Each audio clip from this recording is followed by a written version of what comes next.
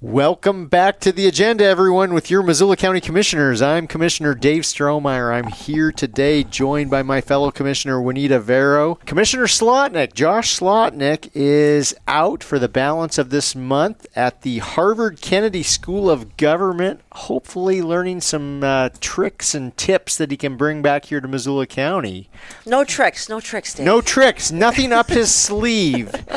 But we will look forward to having Josh back next month at our recordings of the agenda. But today we are delighted to have with us Brittany Palmer. Brittany is the director of Front Step Community Land Trust, formerly known as the North Missoula Community Development Corporation. Welcome, Brittany. Thanks for having me. And I guess just to prime the pump here, I only now learned that NMCDC is now rebranded and renamed Front Step Community Land Trust. Tell us about the transition and what, if anything, has substantively changed, or is it just the name? Yeah, I think it's more our work. The change in our work preceded the need to change our name. So we've kind of been growing for the last several years outside of just the north side. We have a housing project downtown, for example, on Front Street, and a couple of housing developments in neighborhoods across Missoula. And so part of it is our service area has grown, and also we keep joking that right as everybody finally got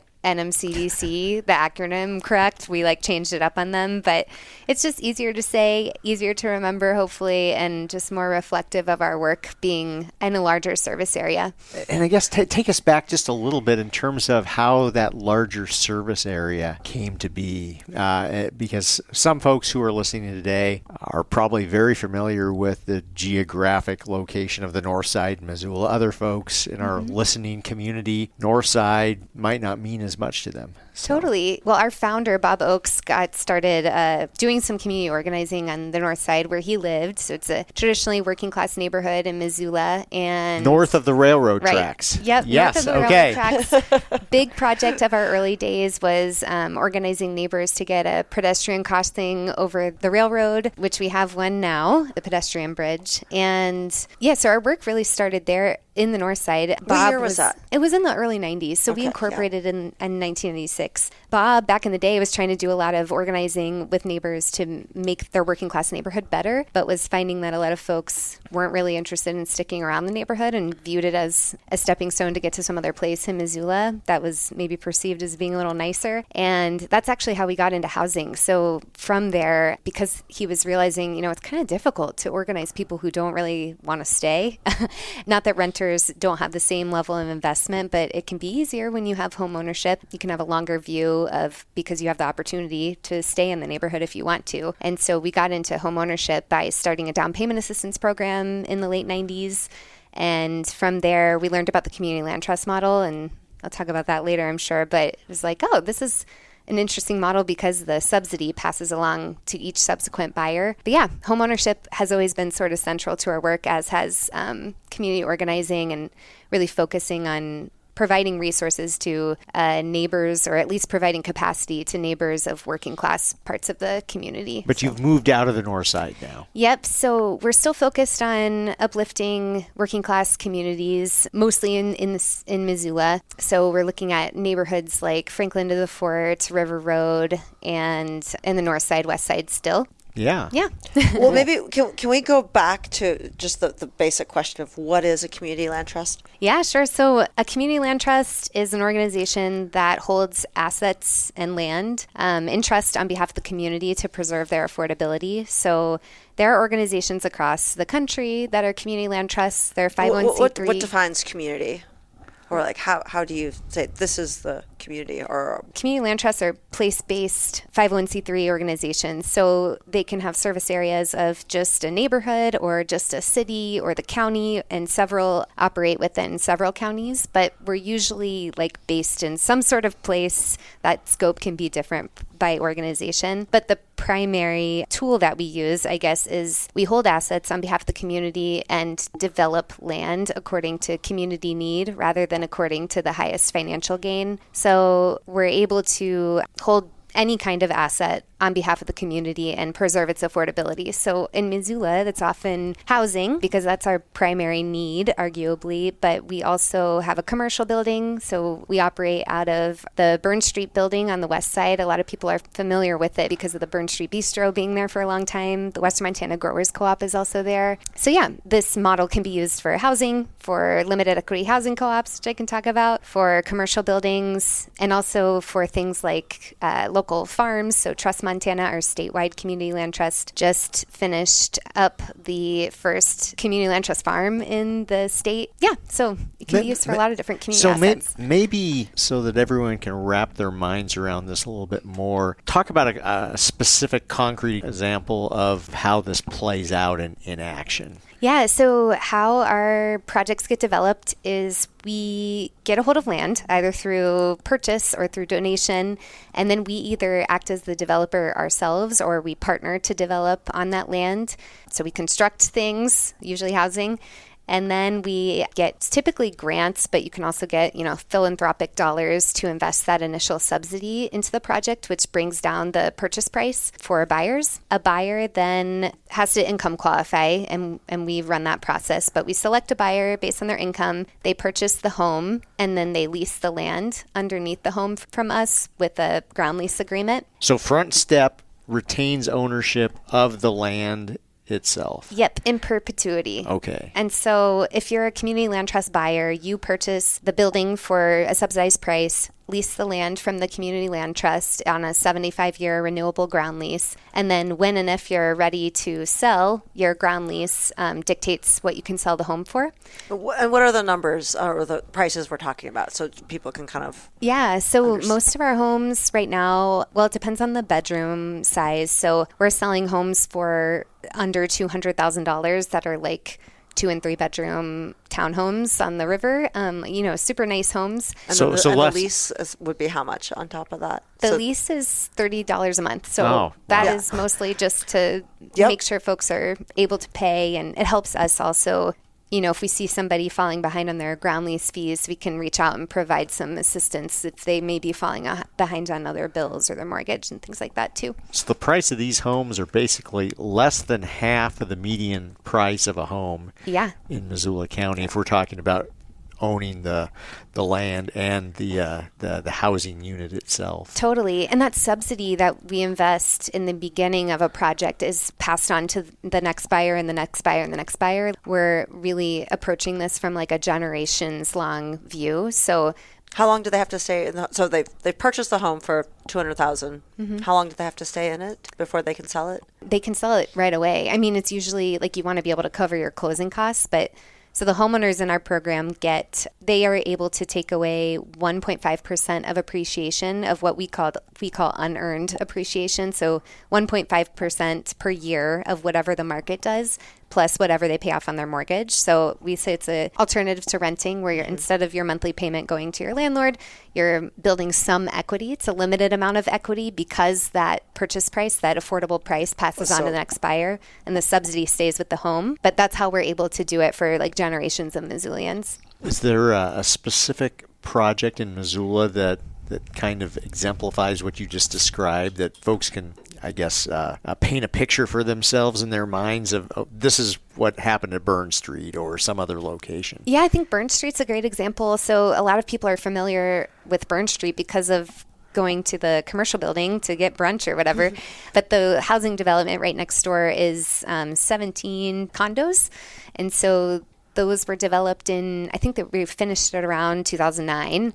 And townhomes in that development are selling for around, depending on the bedroom size, around $200,000, sometimes less. And are there certain types of units that folks that are most in demand right now that folks are looking for? So we have a mix in our program. We've got like single family homes, townhomes, condos. What seems to be sort of in demand is 3 bedrooms or more.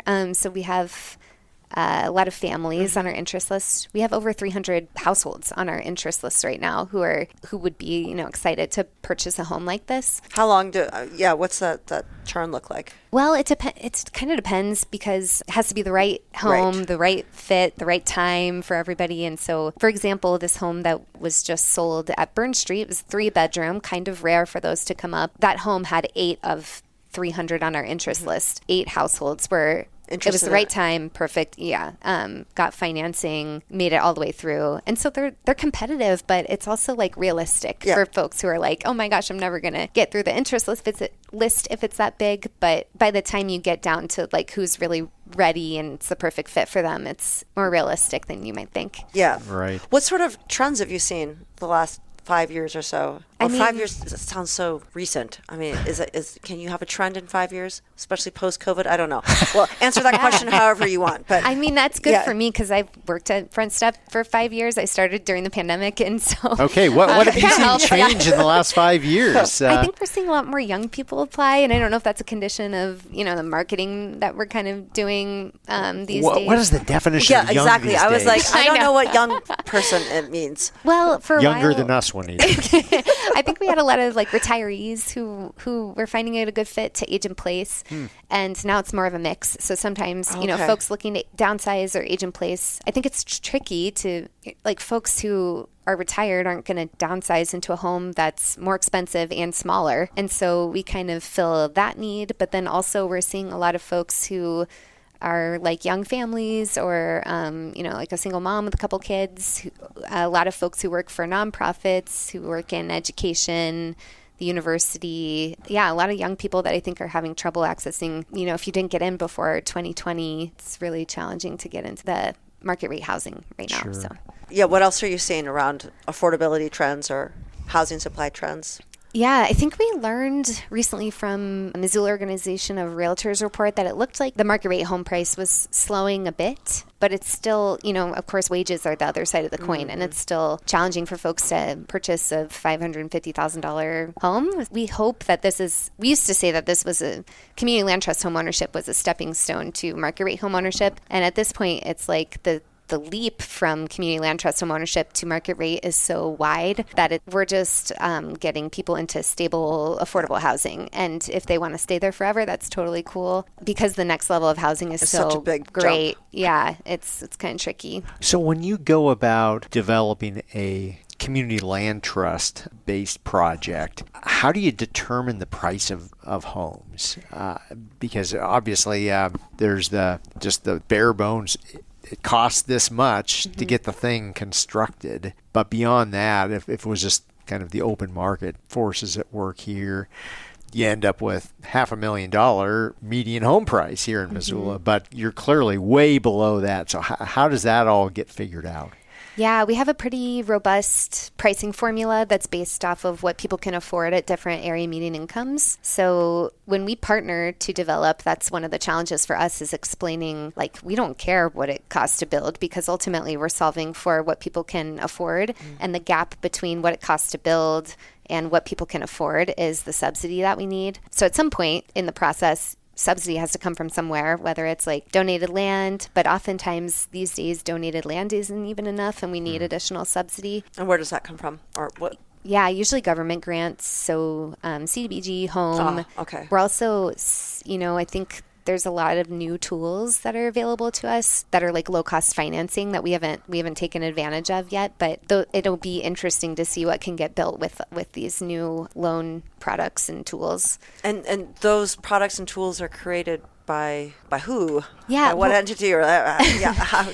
NeighborWorks Montana and Missoula Economic Partnership established a fund recently. Oh, I can't right. remember what it's called. I think like the Montana Housing Fund. Missoula Housing I can't Fund? remember, yeah. Missoula. Or the Innovation Fund or something.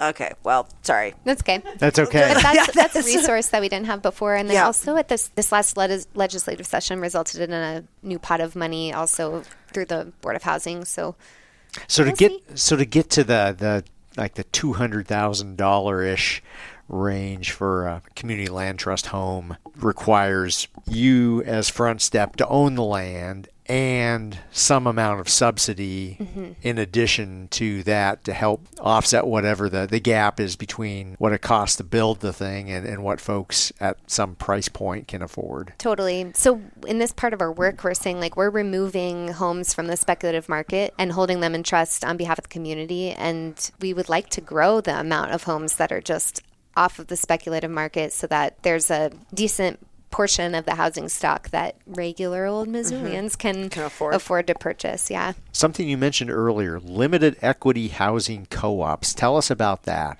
I'd love to, because this is like one of my favorite things that we're doing. So far we have transitioned 2 properties to resident-owned co-ops on community land trust land. We're calling them limited equity housing co-ops. Other community land trusts in other states have done this, but the first one that we did here in Missoula was the first one in Montana. So it involved a lot of different people helping us out. The way that got started was we heard from a neighbor on the north side who lived next to an 8-plex that's kind of always been affordable, well, what we call naturally occurring affordable housing.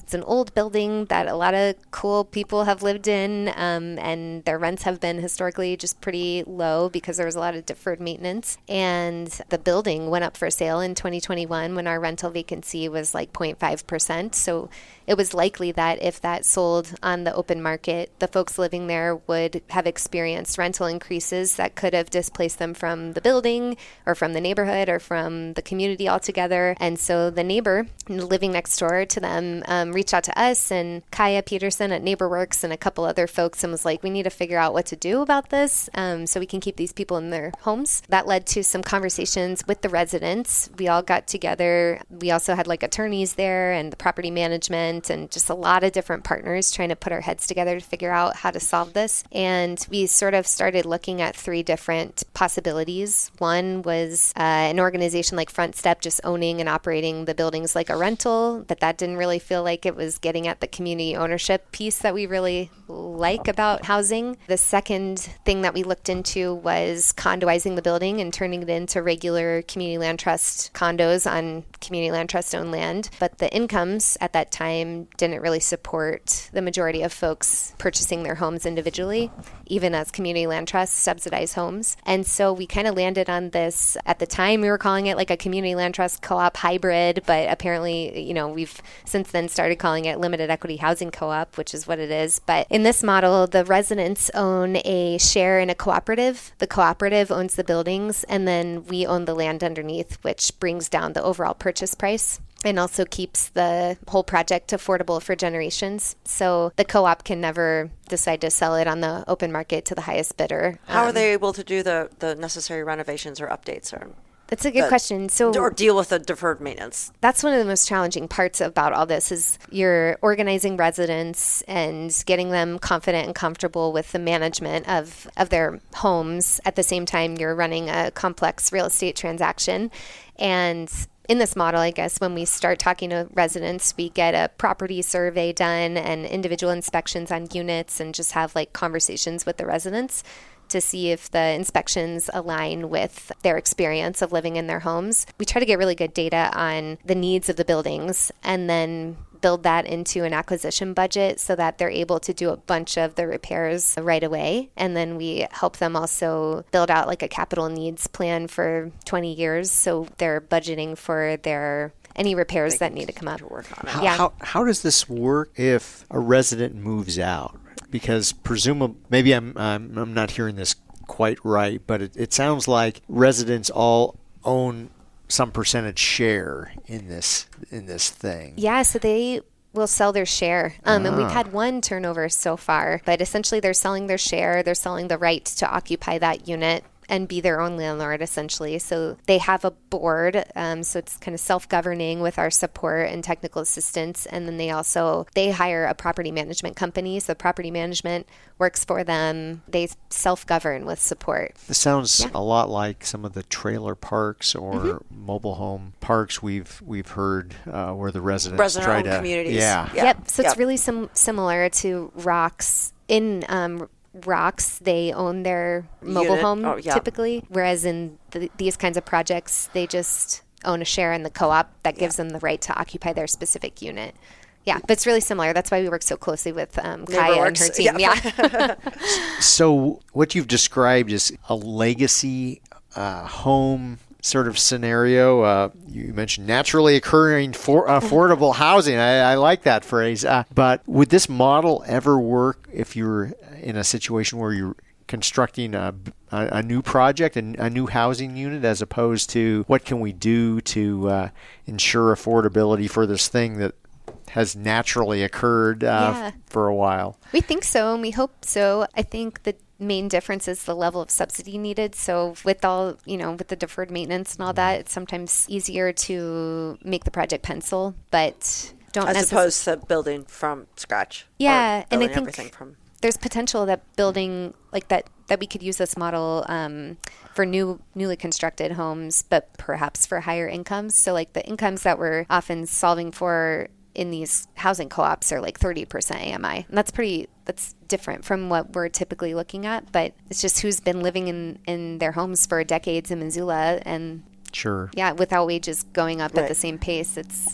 Well, it sounds like a lot of what and maybe exclusively what Front Step and its predecessor, North Missoula Community Development Corporation, have been involved with have been projects within the city of Missoula proper. Is Front Step at all looking at or currently involved in anything outside of the city limits? We've been saying, I thought I might get this question, and we've been thinking about this a lot, but this is the Board of County Commissioners here. Yeah, totally.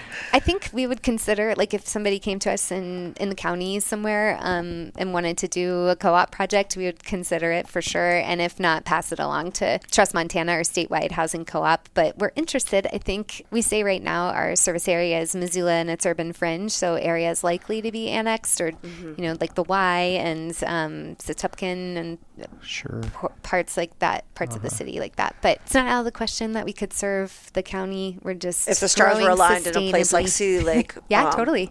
We could potentially do this, but you would just need the land and that magical subsidy. Yeah, it could work. Yeah.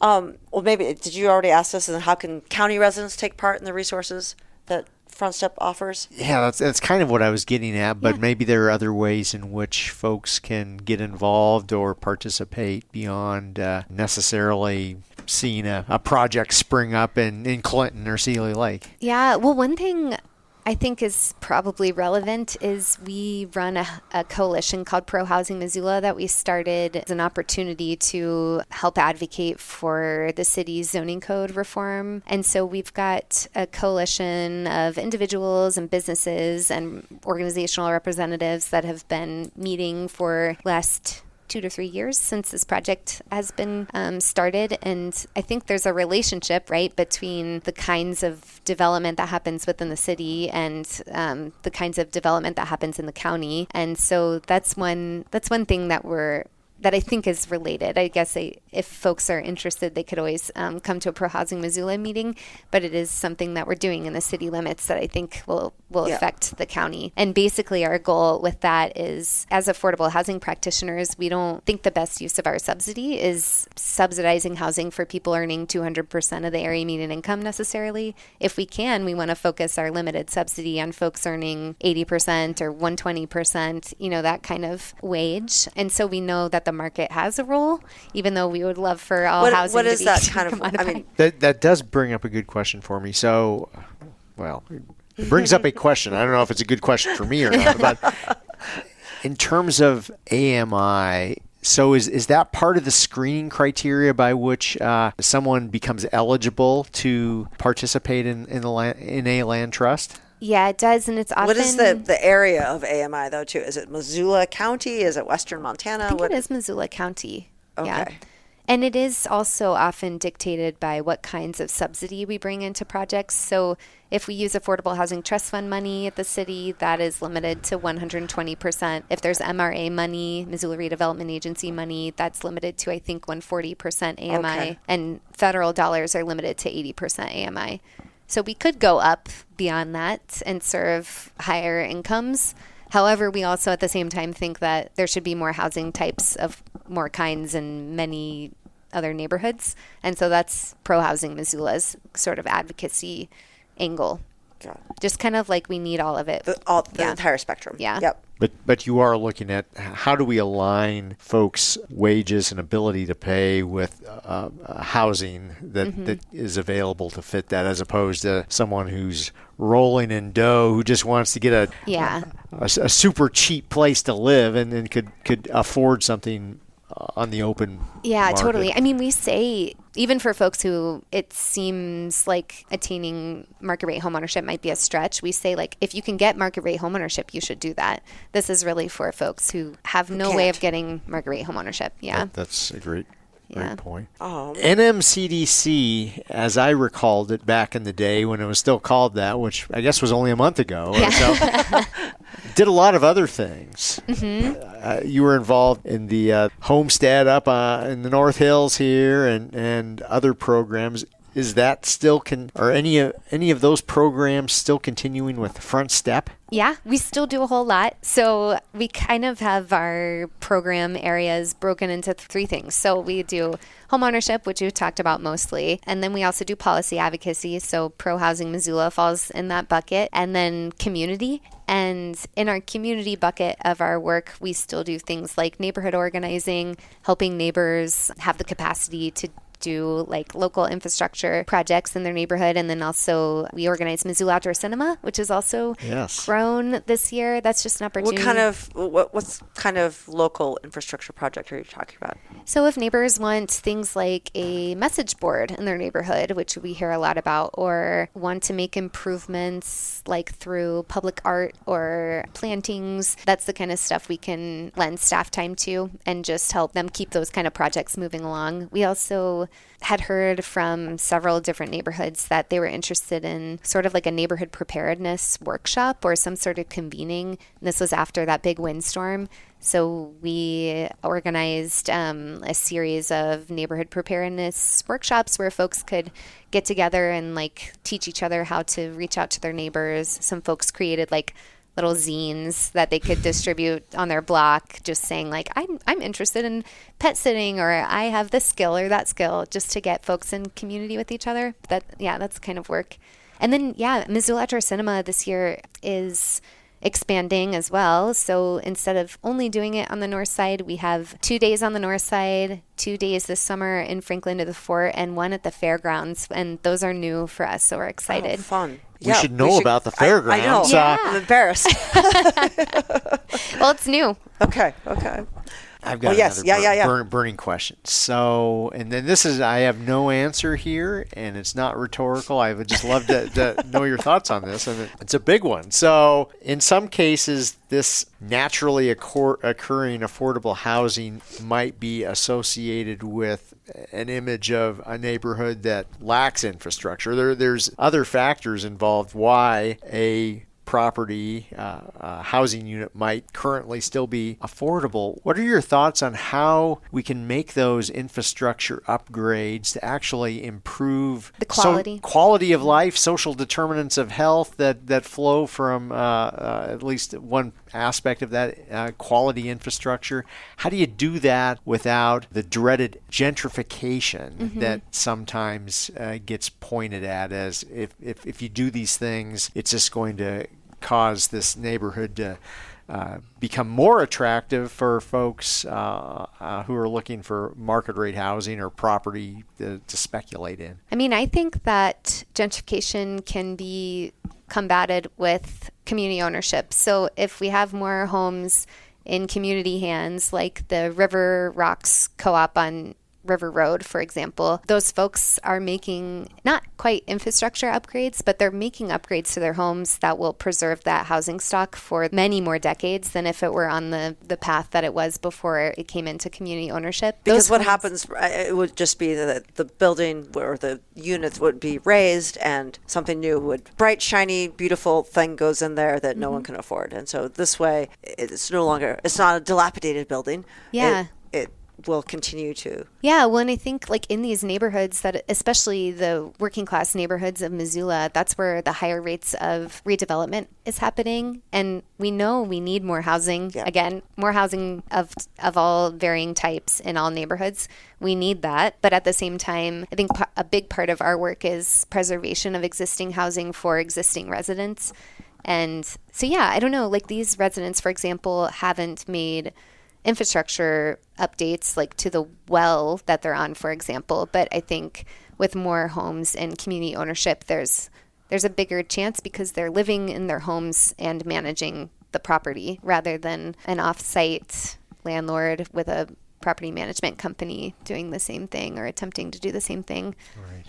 Yeah, thanks. Well, I guess before we close, we always like to ask folks what's, do you have a nugget of wisdom to share with us, or a good book, a poem, a podcast, piece of music, song? I think something that has been really influential to our team and our staff is the book, The Affordable City by Shane Phillips. And this kind of gets at what I think is so important to solving the housing crisis, which is we kind of need all of it and no one solution is going to do it for us. But in his book, he talks about needing supply, so more housing in more neighborhoods, subsidy, so more dollars to bring down the price of market rate homes into affordability for regular people, and then stability, which is like renters' rights. And so that's how we've been thinking of our work in housing and how I hope that a lot of us in this community can start to think about it. Oh, it's beautiful. Thank you.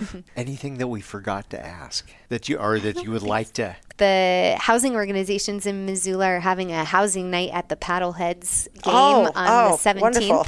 So July 17th. Yep, if folks want to join us, I think there's a special link to purchase tickets, and a bunch of us will be there enjoying the game and also maybe talking a little bit about housing. Excellent. Yeah. Well, thanks so much for joining us, Brittany. This has been fascinating, and you all do great work for our community. Thanks. Wonderful. Thanks, Brittany. We'll see you all next time. Thanks for listening to The Agenda. If you enjoy these conversations, it would mean a lot if you'd rate and review the show on whichever podcast app you use. And if you know a friend who would like to keep up with what's happening in local government, be sure to recommend this podcast to them. The Agenda with the Missoula County Commissioners is made possible with support from Missoula Community Access Television, better known as MCAT, and our staff in the Missoula County Communications Division. If you have a question or a topic you'd like us to discuss on a future episode, email it to communications@missoulacounty.us. To find out other ways to stay up to date with what's happening in Missoula County, go to missoula.co/county updates. Thanks for listening.